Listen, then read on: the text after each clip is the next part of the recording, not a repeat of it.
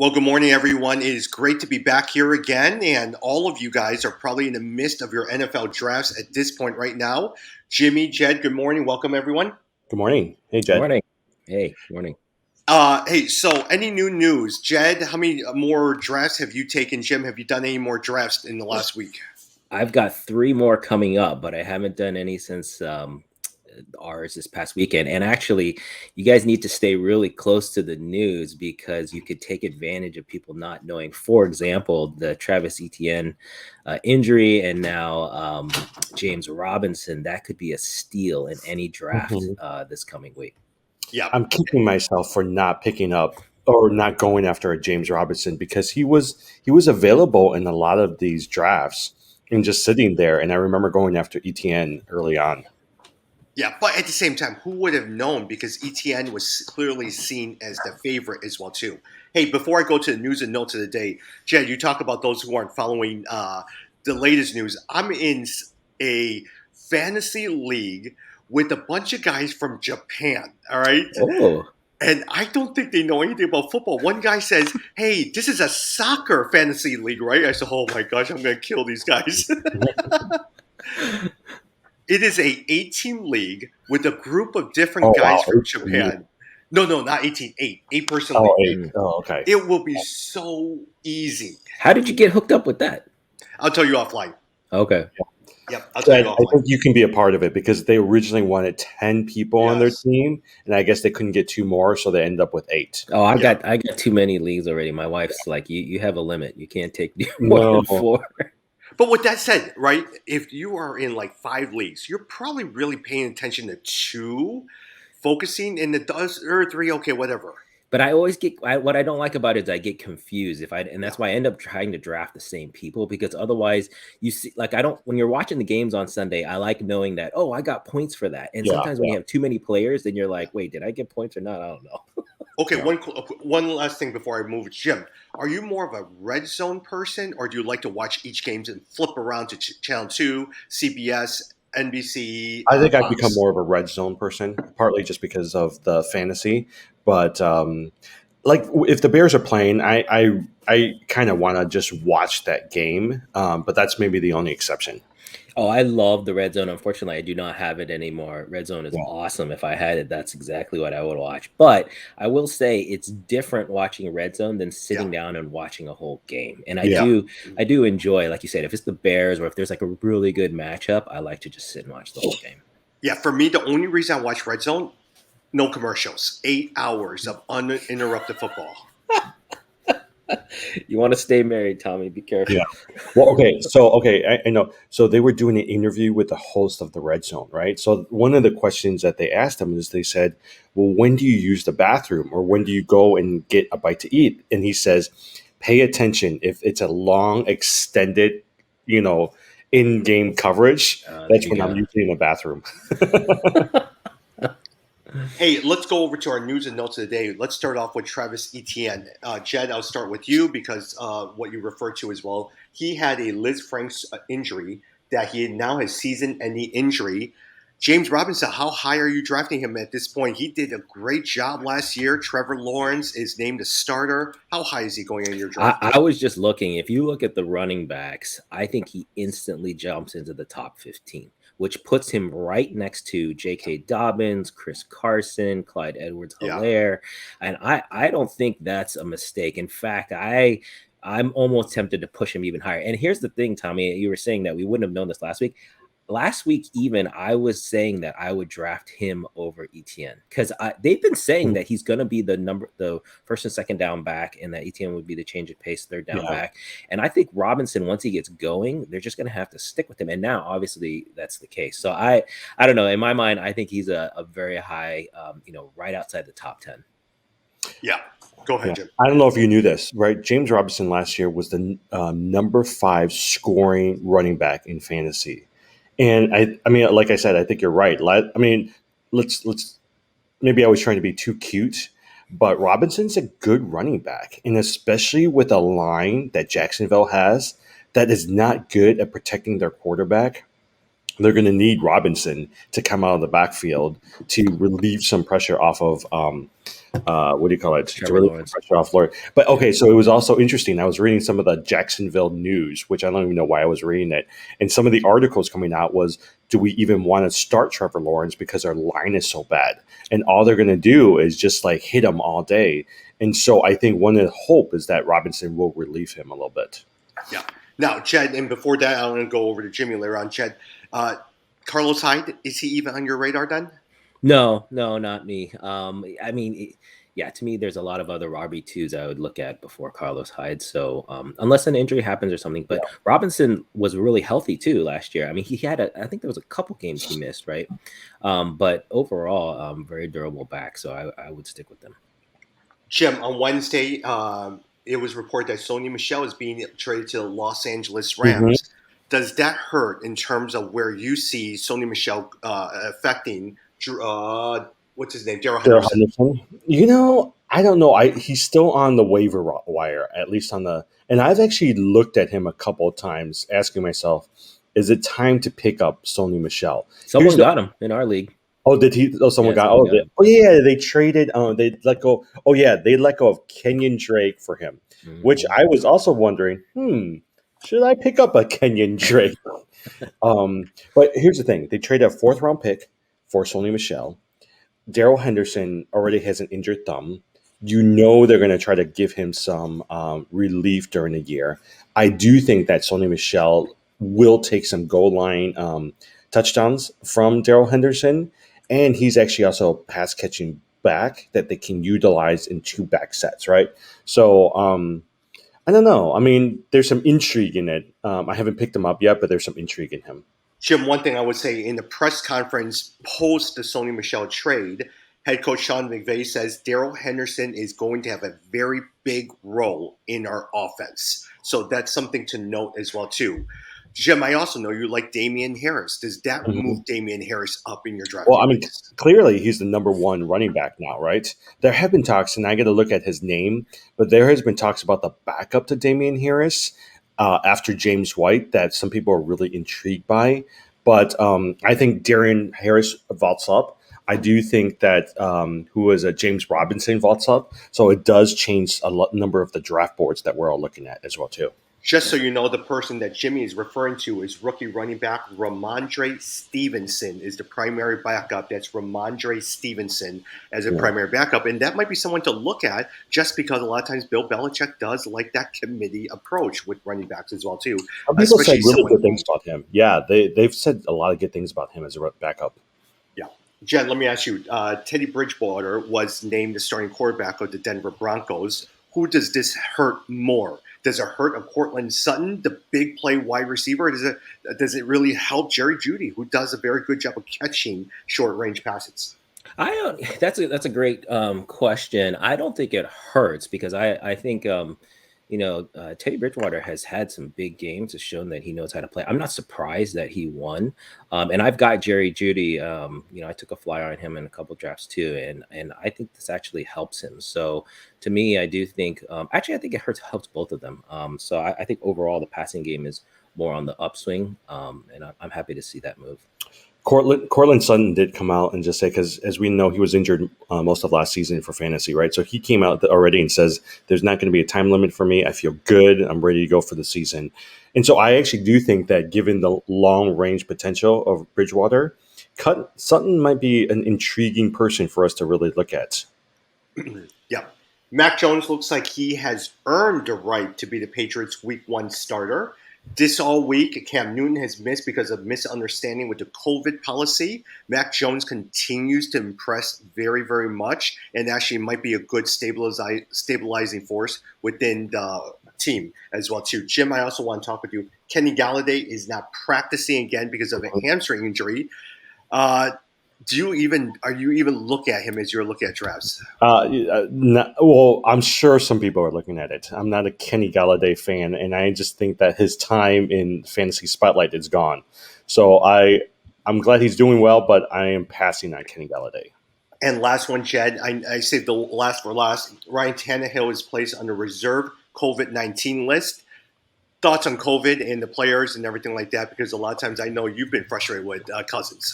Yeah, well, and that's what I was saying. This year we have to pay attention to COVID more than any others. And so if you have players who in your mind you're like they're just not going to be as disciplined, they're going to be going out and putting themselves in situations where they can get COVID or be exposed to someone who's been exposed to COVID. I just think you have to pay attention to that a little bit more. I think your bench space this year, you just got to be a little more protective. And you know, for example, if you've got a star running back you invested a first round pick in, you better make sure you have that handcuff for that running back. Mm-hmm. Very, very good. Any other thoughts as we head over into our breakdown of the divisions here? No, I know we're going to talk about NFC South, so I think that's a good conversation to have around Jameis Winston. Yep. With that said, let me pull up my notes over here and let's go over to the NFC South. And guys, I'm going to have a little bit of dead air as I am going through all my notes over here. So if you can. So Tommy's going to pull up the Saints, right? My new sleeper, or the sleeper that I really like, especially Winston's going to play, is Gallaudet, the wide receiver from the Saints.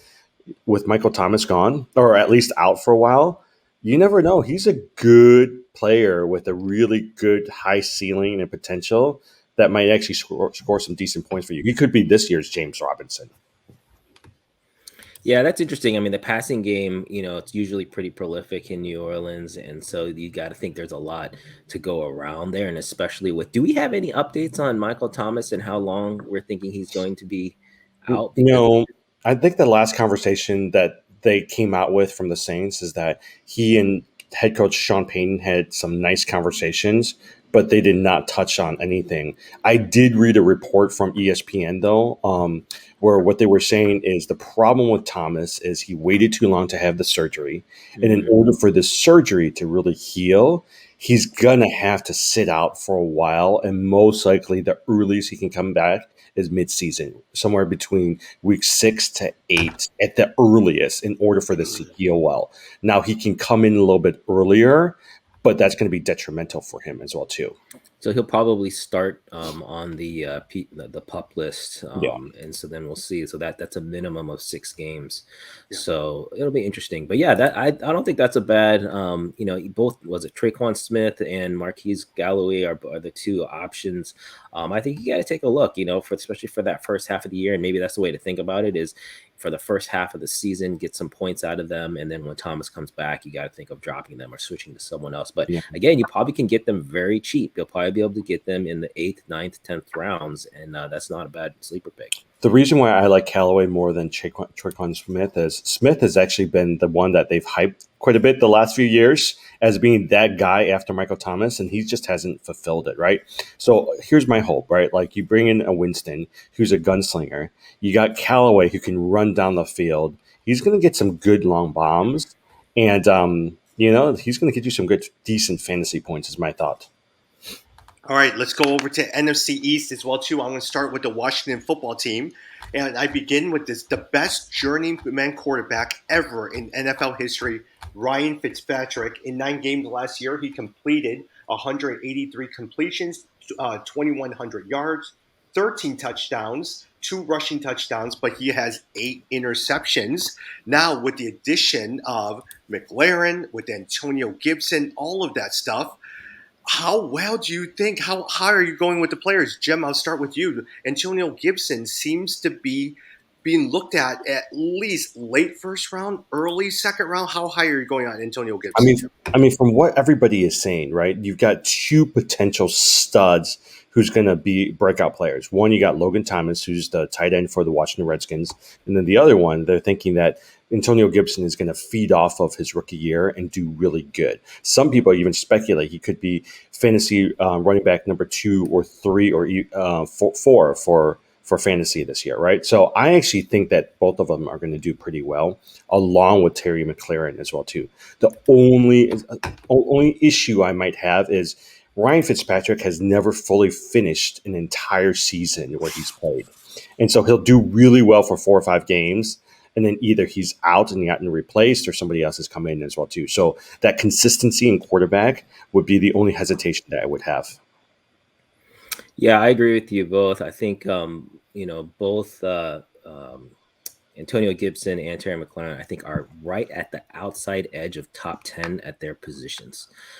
So, I think of the two, I think Gibson is the one who, a lot of people are very high. So you may have to, he'll be right at the end of that first round, beginning of the second round is where you're going to have to pick him. Terry McLaurin, you could probably get more like in the third round, maybe into the fourth round. But as Jimmy said, I think Fitzpatrick is really not a starting quarterback for your team. You could use him as a QB2, but the issue is just, can he stay healthy? That's my only concern. But otherwise, this team is on the up and up, because also remember, and this is why I think Gibson over Terry McLaurin, this is an awesome defense. This is probably a top 3 defense. The scores are not going to be, they're not going to have to score a ton of points, which means the running game is going to be a big focal point. All right, Jed, let me ask you a quick question. Let's say you had the number 6 pick in a 10-team league, right? Do you draft a Davante Adams or Ezekiel Elliott? Because when it loops around back to you in the second round, Antonio Gibson will not be there. Is he that high you consider drafting him with your number 6 pick? That's a really good question. He's right. So to me, you'd be having to decide between like a Aaron Jones, Saquon Barkley, Yep. Nick Chubb would be right in there. J.K. Dobbins, Yeah, of those, I might take it because there's a lot of upside within Antonio Gibson, and I feel like, maybe Chubb, to me, a lot of consistency. Aaron Jones, I really like. If either of those guys are available, I would take them over Gibson. But if it was between a Gibson and say a Jonathan Taylor or a Saquon Barkley, I'd probably take Gibson. Yeah, Jim, what would you do if you had the six pick? I honestly, if a Devontae was there for the 6th pick, I would go after Davante Adams and then loop around and try to figure out a way to go after the Antonio Gibsons of the world, knowing he might not be there when I get him. But I do like Davante Adams, because you know why? Because he's really consistent and you know what to get from him. Got it.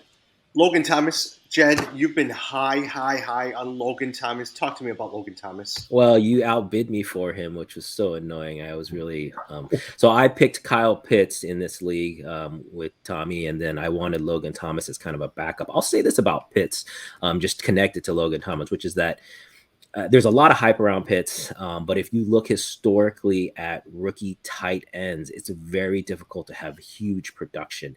And so we're in a keeper league, and so I'm glad I have Pitts. Hopefully, we'll have him for a long time. But if you do pick up Pitts, you might want to get a backup, because there's a chance he's not going to be living up to the exact hype. He might be top 10, but maybe not like top 5. Yeah. Logan Thomas, on the other hand, I think he could be a real sleeper and could be top 5. I mean, this guy has all the tools. Breakout year last year. Fitzpatrick, is going to need to have his safety net, and Logan Thomas will be there. And as I said, strong defense. It's going to be tight games, short passing game, and Logan Thomas can really feed off of that, I think. Okay, so here's my argument for Logan Thomas and against Logan Thomas, right? So if you look at what Ron Rivera and their new offensive coordinator, Scott Turner, said during the draft, they were always going after speed. Speed was who they went after, right? So that's why they got Logan Thomas. That's why they signed Curtis Samuel. So they said that they are going to go long, and they're going to try to outrun some of their opponents. And so that's why, for me, if you have a lot of wide receivers who's always going downfield, you're going to need a couple guys like a Logan Thomas who's staying around the quarterback, who's going to be able to get some of those short passes. The only issue is we also saw last year when Fitzpatrick was the quarterback for Miami that they were saying the same things for Gesicki, right? And so as we all know, everybody was drafting Gesicki pretty early, and he didn't do anything. And so that's my only fear with the Logan Thomas, is he's being hyped up so much now, like Gesicki, he might not end up doing anything by the middle of the year. The one thing I did appreciate, if you listen to the most recent Adam Schefter podcast, he had one phrase. He says, follow the money. Logan Thomas would have not gotten that big contract if they did not believe in him. Last year, he had career highs in catches, 72, yards, 670, and touchdowns, 6. He was second on the team, and he finished PPR tight end 3 in 2020. So that might be a good case for Logan Thomas. With that said, Jim, let's start off with the Cowboys and move over. Cowboys, Dak Prescott fully practiced. CD Lamb is on COVID. Dak Prescott, do you have concerns about him? People are seeing him as the number 2 ranked quarterback behind Patrick Mahomes. Do you agree with Yeah. that? I don't agree with it. I think he's more. I mean, for me, the list is always going to be Patrick Mahomes number one, Josh Allen number two, Kyler Murray number three, and then you got a toss up between Lamar Jackson and potentially Lamar Jackson and Aaron Rodgers around that, right? So those are my areas. Now I like Dak Prescott. The injury scares me, and so even if he's going to be healthy for the start of the season, you're not really sure how long he's going to be. With that said, though, I do think that CD Lamb is going to be a great fantasy player, especially if Dak Prescott's going to be playing. Yeah. And Jed, for you, a lot of times is Amari Cooper. How high is he on your draft? We talked about CD Lamb. Everyone knows how great CD Lamb is. First round draft pick last year. Amari Cooper is still there, dropped a little bit, but how high is he falling on your list? Yeah, I'm not drafting him at all. I didn't draft him last year either. And so it looks like on most boards, CeeDee Lamb is right around the 12th to 15th wide receiver. And then Amari Cooper is shortly after that. For me, I would have Amari Cooper outside of the top 20. So there's others that I would want.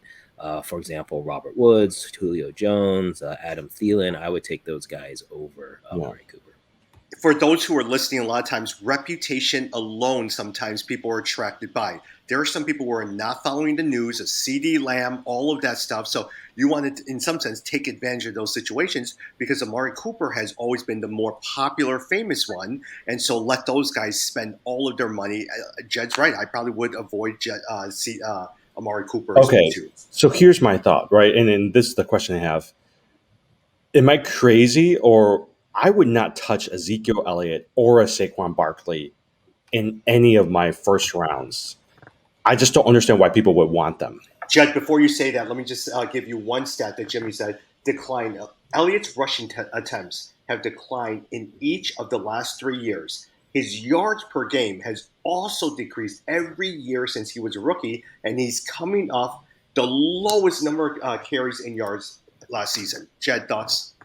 Yeah, I mean, so both of them, I agree. I don't like either Barkley or Ezekiel Elliott. Elliott, I think, is better than Barkley because of the touchdowns and because of the prolific offense there. Barkley, I just feel like the Giants' offense is just really holding him back in the quarterback play. I think both of those guys, to me, are really right at the 10th. Like they're about the 10th, 9th, 10th rated running backs.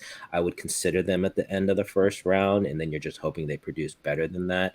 But again, I really don't like either. And I also wanted to say on Dak Prescott, he is dropping in some boards, if depending on your league. And again, he is definitely a top 10 QB. So I wouldn't draft him top 5. But if he was sitting there as the 8th, 9th quarterback and you don't have your quarterback yet, Dak Prescott, I would take a chance on that. To get it just depends on where you get him. I wouldn't spend, like I said, one of the first 5 off the board. But after that, I would take a chance on him. But okay, so I do agree with you. But if you're going to get a Dak Prescott, make sure you get a good backup, like a Tannehill or a Burrows, because or like Roethlisberger. You can get Roethlisberger. Roethlisberger. Yeah, that's true. Yeah. Well, remember our dynasty league, and I wasn't even paying attention. Someone got Trey Lance for $2. Yeah. And I was like, I wasn't even paying attention, but I was like, that would have been a steal to get Trey Lance at $2. Yeah. That was one of those things. So if someone bidded Trey Lance, I went to grab something. I came back and said, it's sold for $2. I completely forgot all about it. Yeah, that was one of the steals of the draft. At that point, I had already had Joe Burrows and Kyler Murray. So I was like, I can't take Yeah, that's true. Yeah. Yeah. But from a dynasty perspective, Trey Lance, pretty attractive. Hey, now that guy has been, especially for you two, he's been desperate for wide receivers. So he's willing to give up his quarterbacks, just so you guys know. All right, so the consensus amongst the 3 of us, do not draft Amari Cooper. And also Saquon Barkley, Ezekiel Elliott, probably they're not very strong. You can find a lot of good younger players ahead of them before that. Let the other guys who aren't familiar with it draft them as well too. Okay, so I have one more thing to add too. Here's the other things people were saying, and I don't know how much of a factor they will play. They said with a 17-game season this year, you're going to see a lot more players getting some rest during games because it's going to be a longer season. So for me, I actually think that you might see a Tony Pollard and then a Devontae Booker out in New York spelling these 2 guys. And so for me, I just don't like Elliott, nor do I like Barkley, even in the 10th round, because you want your first pick to hit and do well, right? So if I had a chance between a Devontae Adams, a Calvin Ridley, Travis Kelce, who's going to be consistent, versus these other two, I'm going to go after those guys. Yeah. I totally forgot that. So this season is going to be a 17-game Yep. season. Correct. Yeah. Man, that's so funny because I was just telling someone, a commissioner in a league, that I hate it when people play fantasy in the last week of the season. But now I'm realizing the 16th week is not the last week; it's the second to last week, which is fine. And for those of you out there who are new to fantasy, the reason you don't want that last week to play is because a lot of star players rest if they're already in the playoffs. They don't want to risk the chance of them getting hurt, and that can really screw your team. So I like ending the season the week before the last season, which is now week 16. Yeah. And in some sense, usually a lot of times your playoff is around last week of the season is week 14 for this year for many leagues. Then 15, 16, 17 is your playoffs. But there's going to be 4 buys. I'm going to bring up the teams in a minute and give you guys the buys so you guys are familiar with it, knowing that. But with that said, let's actually go over to the Eagles as well, too. Jim, let me ask you your thoughts. Miles Sanders, how high is he going on your list? I guess it depends on how high Jalen Hurts is. There was a span of a few weeks there, last few weeks, where people were actually really thinking highly of Jalen Hurts. I don't know. I think he's somebody, if it was between a Jalen Hurts and a Justin Fields, I'd take a Justin Fields, especially from a dynasty perspective. But here's my thing. I think if Jalen Hurts does well, Miles Sanders will do well. Again, the only issue is he's going to most likely go in the second round, or no, most likely go in towards the end of the second round, somewhere in the third round, right? And I still think there's a lot of better players out there than a Miles Sanders. Yeah, I'll take the opposite approach, actually. I think Miles Sanders is going way too low. So he's been roughly in the 20th running back taken, depending on your drafts. And I just think that's too low. I think he should be in the top 20, around the high teens. And your point about Jalen Hurts is right. When Miles Sanders played with Jalen Hurts, he did well. Numbers were very high. I think he averaged 17 to 18 fantasy points in games with Jalen Hurts, because that combination of Hurts's running action, really takes the defense's attention, which opens up space for Miles Sanders. And so I personally think that, he could be not a sleeper pick, but he's a sneaky pick that could be available for you, like you said, in that 3rd, 4th round. I wouldn't hesitate to pick Miles Sanders. Yeah.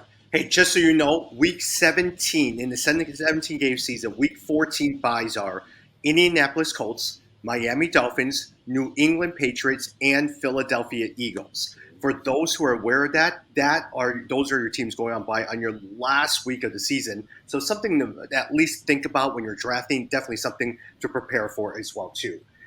Jed, let me go with you. There's 3 wide receivers that really matter in Philadelphia: Devontae Smith, Jalen Reagor, Travis Fulgham, and I probably would include Dallas Goddard as well too.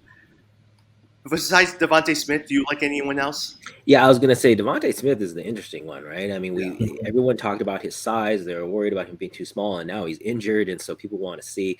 I still have high hopes for the guy. I mean, his story is amazing, coming out of Alabama, and so that might be someone that I would watch, but am I going to draft any of these guys? Probably not. Mm-hmm. Yeah. I mean, similar to Dallas Goddard, right? So Dallas Goddard is going, right, like he's going towards the last tier of some of these tight ends, where a Logan Thomas is, right? So if you're telling me Dallas Goddard versus a Logan Thomas, I choose a Logan Thomas. Now, Dallas Goddard, during the games he did play, he did actually decently well, but he got injured last year, and no one really knows what's going to happen to Zach Ertz. My guess is he's either going to be waived or he's still going to be traded. Yeah. And now, I wouldn't be surprised if he was traded to Indianapolis, so that's something that you need to watch out for with some of the rumors that are appearing there. Going to the Giants as well. Hey, did Carson Wentz start? Did Carson Wentz start back practice? He did start practice. There we go. He is on track for week 1. That was a quick recovery. That was a very, very quick recovery. Jim, going to the Giants, Daniel Jones. I drafted him last year. He was my starting quarterback. I dropped him pretty fast. All right, but I was able to get Josh Allen from Jimmy in a trade once I dropped Daniel Jones, so I was very, very good. Daniel Jones, no one is drafting. People are hesitant whether or not he could keep the starting job.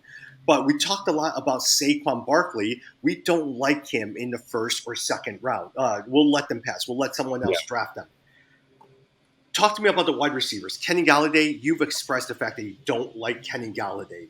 How about Sterling Shepard, Darius Slayton? What do you think of the wide receiver core? No, I think both New York teams I'm going to try to stay away from. I think here's my thing, and this is how I look at it. There's certain teams, I think we've talked about it.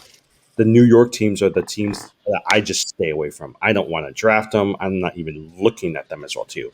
Kenny Galladay, for instance, right?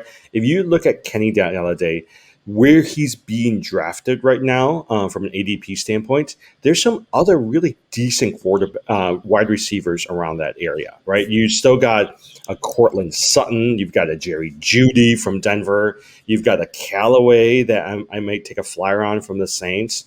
Those are the guys that I'm going to try to go after before Kenny Galladay, and that's just my opinion on it. Got it. Jed, Evan Ingram last year played all 16 games for the first time in his career, finished in the top 6 in targets, voted to the Pro Bowl. I avoid Evan Ingram. I don't know why people like him. Agree, disagree with me? Evan Ingram got voted to the Pro Bowl last year? Last year? Oh my goodness, that is a travesty. No, definitely not. He is not even in the top 15, in my opinion, at the tight end position. I think maybe he squeaks into the top 20. This guy's just not been durable. You know what? The skill set is there. It's just his durability. We've never seen him, has even ever finished a full season. I don't think so. So no, I would stay, like Jimmy said, there's a few teams, the New York teams. Houston is another one that I'm just completely avoiding. I don't want any players from those guys. Yeah. Well, hey, look, we've covered the NFC East. Now let me go over to NFC South. All three of us have a little time today, so we want to focus on the NFC South, starting with the Super Bowl winning Buccaneers. Jed, I'll start with you. Tom Brady. People were not drafting Tom Brady last year, but after his superb season and the fact that he came out and says, we now have 1 year under our belt, we now know how everyone operates, what everyone's strengths are. Watch out. How high are you drafting Tom Brady? And Tom Brady, every year you expect him to fall off a cliff, right? Like you expect his production to drop. I think he's 44 years old. He's basically our age, guys, and he's out there playing with the best athletes in the world. It's phenomenal. I can't say that. You can't count him out. I think he's top 10. I think he deserves to be a starting quarterback in a 10-team league or a 12-team league, but I think he's at the very end of that. So I think if your strategy is to wait on a quarterback, you could do a lot worse than picking up a Tom Brady. Or wouldn't you say a lot of times, Jed, from what I'm seeing in a couple of drafts, there are some people who are loving Tom Brady and are drafting way too early as well, too. Oh, yeah. No, I definitely wouldn't touch him. Like I said, he should be around the 10th, 12th quarterback taken off the board. And so if you look at that area, it's right around Jalen Hurts, Matthew Stafford, Ryan Tannehill, although I would take Tannehill over a Brady. But if you're looking at a Hurts or a Stafford, I think Brady's right in there with that mix. Matt Ryan, probably similar category. Jim, now between all the running backs, Leonard Fournette and Ronald Jones clearly is the younger one and the better one to own. He did pretty well in the playoff run. The only problem with Ronald Jones that he gets in trouble for, fumbles and drops. He keeps losing favor with the coaches for costly fumbles and drops last season. With that said, is that someone that you're loving as well too? Because I tend to avoid Ronald Jones. Okay, so were you guys surprised how much some people went after Ronald Jones for in our auction league? They actually paid, because for me, I'm like, it was like in Chris Carson's territory. And for me, I was like, that's a lot for Ronald Jones. I still think that he's going to be the workhorse. But my guess is Leonard Fournette will get quite a bit more of the goal line carries is my thought on it. But you also have the third piece. You got Giovanni Bernard, who the coaches seem to love. And I actually can see Ronald Jones declining this year from his production last year, and you see it more output from Fournette as well as Giovanni Bernard. By the way, did you just see that Adam Schefter just announced that Jameis Winston is the starting quarterback for the Saints? That's pretty good. Not surprised. I would have been shocked if it didn't come out that way. But I'll just say this for Tampa Bay. I actually avoid the running back situation. This is a passing team to me. The guys that I potentially could draft from this team are Tom Brady and Chris Godwin. Like that pretty much. And then Gronk on the outside. Gronk is really, in our league, he went undrafted. So you got it. He's really on that outside edge. But Chris Godwin, this is a stud. We've talked about him before. Ascension to number one, over Mike Evans. He's the main guy that I would look at here on this team. I'll disagree with you in a minute. But at the same time, hey, look, Giovanni Bernard is the James White of the situation. You kind of draft it when you're really down. You just know he's probably going to be dependable, 5 catches here, and there. But he might be decent as well, too. But he's someone to avoid as well, too. Jed, I would disagree with you. Mike Evans, I do tend to avoid because he's a little bit older as well, too. He did decent. Godwin's good. But my sleeper, somebody that is completely off everyone's radar, Antonio Brown. Man, look, a couple years ago, he was your number one wide receiver. He's had some bad years. He and Tom Brady gets along really well. He is now re-signed. Don't sleep on Antonio Brown. He is somebody I am picking up, if people are avoiding him, that you could get really, really cheap. Hey, here's a prop bet we should talk about is the odds on Antonio Brown getting COVID before the end of the season. I would take that bet. Antonio Brown, OBJ, these are the guys that are, going nuts and really uncontrollable outside of the locker room. And so there's a little bit of a risk there. But I hear you. Talent-wise, Antonio Brown was the number one wide receiver in all of football for a period of time. So, but don't you think? Okay, so you've got Mike Evans, right? The expectation is most likely Mike Evans is going to be a 1,000-yard receiver.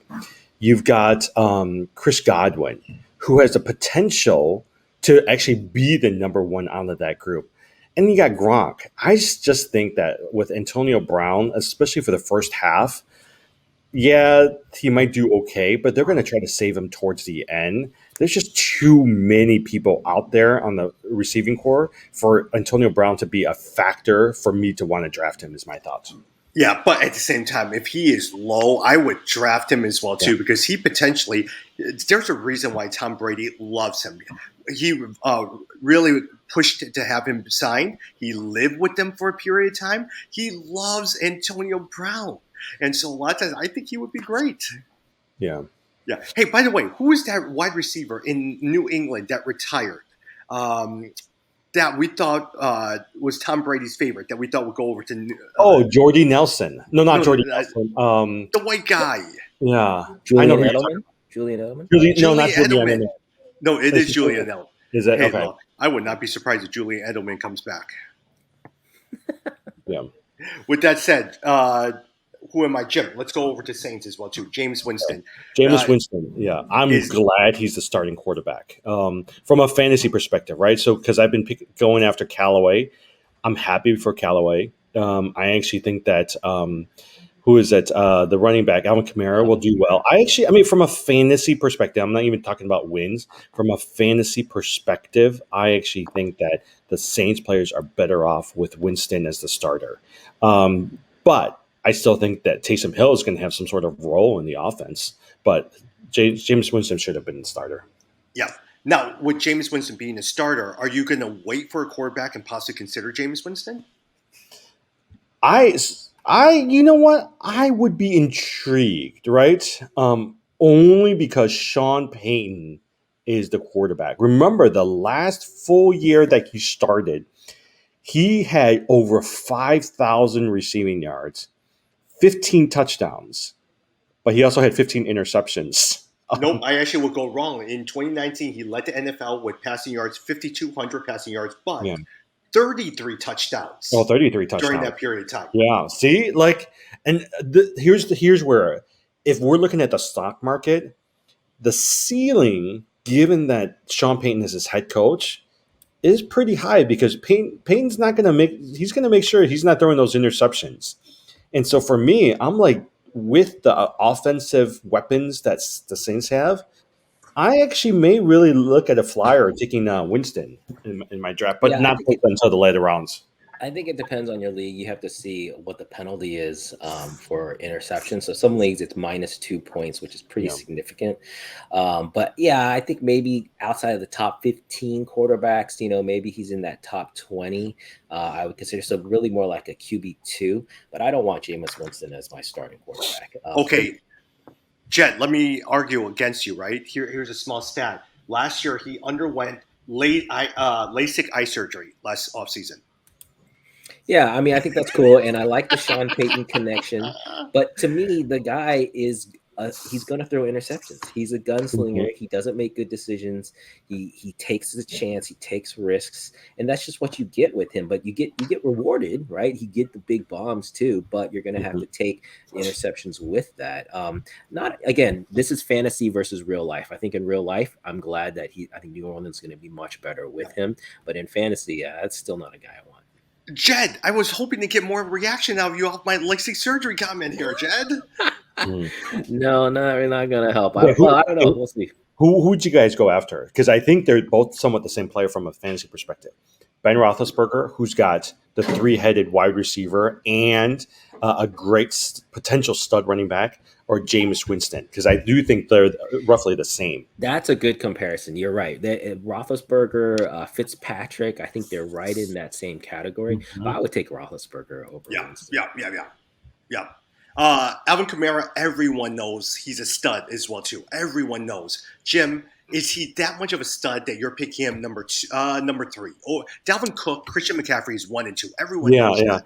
I would say, right, so him, you would say, okay, do I want a Derrick Henry or do I want an Alvin Kamara?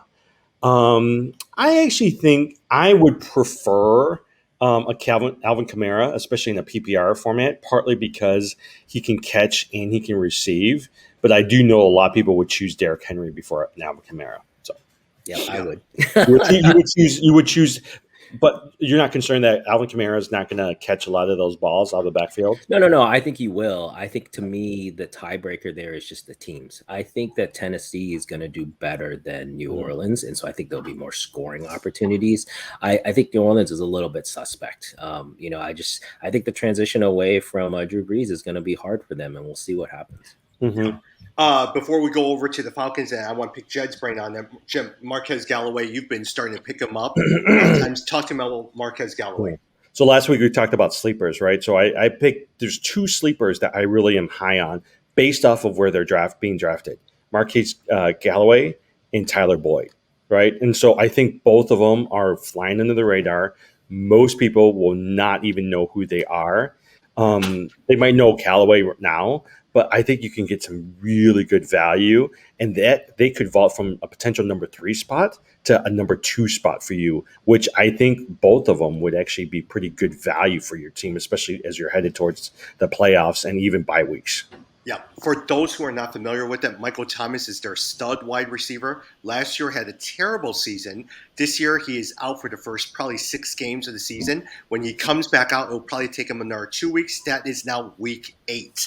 And so Marquez Gallaudet will continue, hopefully will build rapport with Jameis Winston for them to do it. Another thing, Adam Troutman, for those who are looking at potential sleeper in tight end, he probably isn't someone that you're looking at, but monitor him and keep him. He avoided serious injury, and so a lot of times, but keep him on your radar. Okay, do you guys know, I've been trying to look.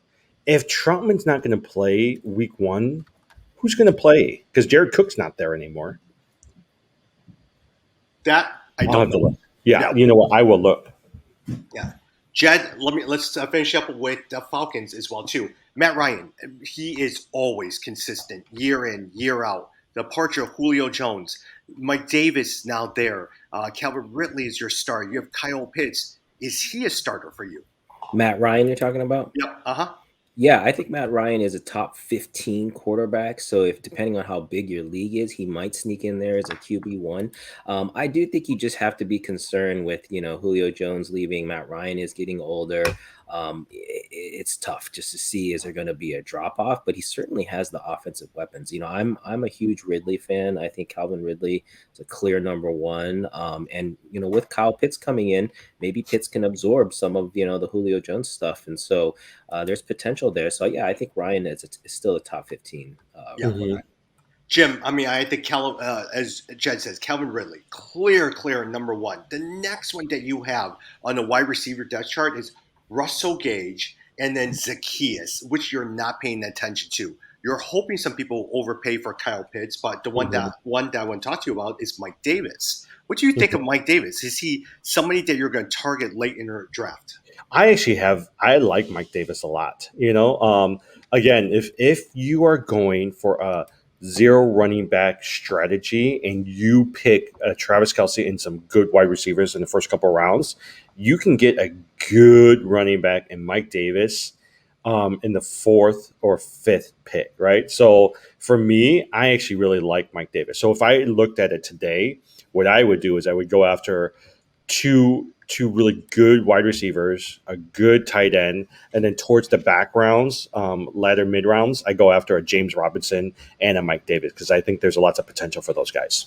Yeah, potentially you could get Devontae Adams, Travis Kelce, and Justin Jefferson, DeAndre Hopkins.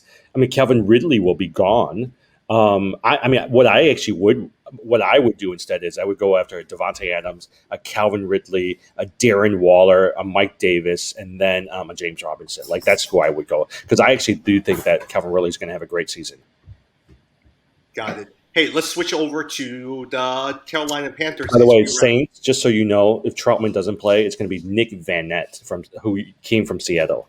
And you are not paying attention to Nick Van Nett, all right? So just to let you know. Let's finish up with the Panthers as well, too. Luck, Jed.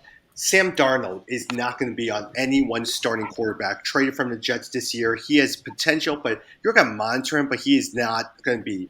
Christian McCaffrey is coming back as your number one running back that's ranked. He does a great job, but you love Dalvin Cook. Talk to me about why Dalvin Cook over Christian McCaffrey, in your opinion. Yeah, I mean, to me, it's I think the quarterback play is one. We just talked about that. I do Sam Darnold. This is a great spot for him. If he's going to turn things around, this is where he can do it. He's got some nice weapons around him. But yeah, as far as Christian McCaffrey, I had him last year. The injury concern, and I just don't expect him to have the same level of production. I think Dalvin Cook is a safer pick up at that top position, especially the commitment to the running game there. But we'll see in Carolina. Hopefully Darnold can keep defenses honest, and that lets Christian McCaffrey run. But if Darnold is as bad as he was in New York, then all the defenses are just going to key on McCaffrey, and that's going to be a difficult situation. One side note for you, Jed. A lot of times you talked about Kirk Cousins and his refusal to take the vaccine. Does that make you concerned about Dalvin Cook when you're looking at the first or second draft picks? Yeah, it does. And that's why I want Kirk Cousins to go and get the vaccine, please. Because if he's not there, I do think that drops Dalvin Cook down the board. Because again, what happens is the defense can key in on the running back, and that's if you're running against an 8-9 man box. I don't care how good you are, you're not going to get a lot of yards out of that. Mm-hmm. I mean, I'm still going to draft McCaffrey number one, but in some leagues, he's projected to score from a fantasy perspective somewhere between 20 to 23 points. That's a lot of points. That's like almost like Aaron Rodgers, Patrick Mahomes territory. I'm like you. I don't think he's going to score that many, and which is why I much rather take a Dalvin Cook. But for many people, I mean, they still have high hopes for McCaffrey this year. Yeah. As we wrap up, Jim, wide receivers as well, too. These guys are not your second wide receivers. They're probably wide receiver 3 amongst a group of Robbie Anderson, DJ Moore, or Terrence Marshall, the rookie wide receiver. Who do you like? From a dynasty, I actually think Marshall might be a good flyer. He's this year's Brandon Ayuk. So people are saying good things about him. They're like, look, he most likely will not do much your first year because you've got to feed the ball to the other two receivers, right? But towards the end, he could potentially emerge in the next few years as being a good fantasy player. So he's somebody I'm looking at from a dynasty perspective. Out of the other two, I would pick a Robbie Anderson. For me, he's consistent. He'll give you your 10 to 15 points every week. Last year, he was pretty consistent for me as a third wide receiver, so I actually like him as well too. But hey, this is a pretty good stat our intern Justin pulled out on Robbie Anderson, that since 2017, only Tyreek Hill has more touchdown passes of greater than 20 plus yards than Robbie Anderson. That's a pretty amazing stat. Good job, Justin, finding that. I would not have guessed that. But also, he points out that Robbie Anderson played with Sam Darnold in New York, and they did not have a good connection for the couple seasons they played together. So that's a really interesting point. Might make me reconsider him. Well, and here's another thing that our Justin, our intern, did is over his final 9 starts last year, Anderson failed to gain over 95 yards in any matchups. And so he is always very, very consistent versus DJ Moore, who is lacking in touchdown production, but he was 9th in receiving yards last year in 2020. That means if you're looking for PPR, he might be a good wide receiver 3 for you. Yeah. I always think Robbie Anderson is almost like a Marvin Jones. You don't really want him as your number 1, your number 2 receiver. But if he's your number 3 receiver, or in some weeks he's kind of like your flex player and he's going to get you some consistent points, hey, especially during early, him and Marvin Jones, they seem to always excel early on in the year.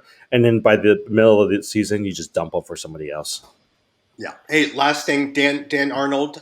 He's not even on your radar. I mean, he's their starting tight end. You're not paying attention to him. So for now, you can forget about him unless you're really, really desperate to pick up a Dan Arnold. Hey, we went over today. I know, Jed, you have a meeting. Any last thoughts as we wrap up, Jim? No, just everyone should be getting ready for your drafts. Hopefully, again, watch the news. James Robinson, a good pick right there. If people aren't paying attention, you can get some steals if you just pay a little bit of attention and do some work leading into your draft. Yeah. The other thing, too, and this is just another piece of news that just came out. Field Yates from ESPN just said that Ezekiel Elliott agreed to restructure his contract. So his $9.5 million base salary, a good portion of it, over $8 million of it, is going to go into incentives. So that could be something to think about, right? Is he's not going to get this base, but now everything he does is going to be based off of incentives, which may provide some, motivation for them want to do better this year. So I don't know. Yeah, that's pretty good. All right. When we come back on Tuesday, we're going to cover the NFC West, and it's our last week before we jump into the NFL. So, all right, guys, have a good weekend, and we'll talk to everyone soon. All right, bye.